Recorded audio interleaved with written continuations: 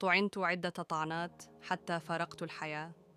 أنا إيرينا زاروتسكا، لاجئة أوكرانية وصلت مؤخراً إلى الولايات المتحدة هرباً من الحرب في أوكرانيا. كنت أحلم بالسلام، بالابتعاد عن أصوات القصف والدمار التي تركتها وراي في أوكرانيا.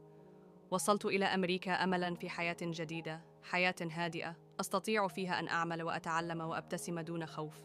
في ذلك اليوم استقلت القطار كأي يوم عادي، أستمع إلى الموسيقى في أذني وأراقب الناس حولي. شعرت ببعض الراحة لأول مرة منذ أشهر طويلة. لم أكن أعلم أن آخر لحظاتي قد اقتربت. فجأة شعرت بوجوده خلفي، لا أعرف كيف يمكنني وصفه. شعور مفاجئ بالخطر، ثم الألم، طعنة وأخرى وأخرى. لم أستطع حتى أن أصرخ. كل شيء أصبح غامضاً والدماء غطت يدي ووجهي. كنت أحاول أن أتنفس، أن أصرخ، أن أعيش، لكن الألم كان أقوى مني. شعرت بعالمين يلتقيان، حياتي السابقة في أوكرانيا وحلمي الجديد هنا، وكل شيء ينهار في لحظة واحدة. كنت أتمنى أن ألتفت إلى وجوه الناس حولي، أن أراهم يساعدونني، لكن الوقت لم يسعفني.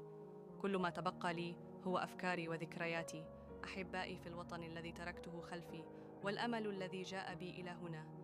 في آخر لحظة تمنيت أن يعرفوا أنني لم أخاف، وأنني كنت أحاول فقط أن أعيش حياة طبيعية بعيدة عن الحرب والعنف.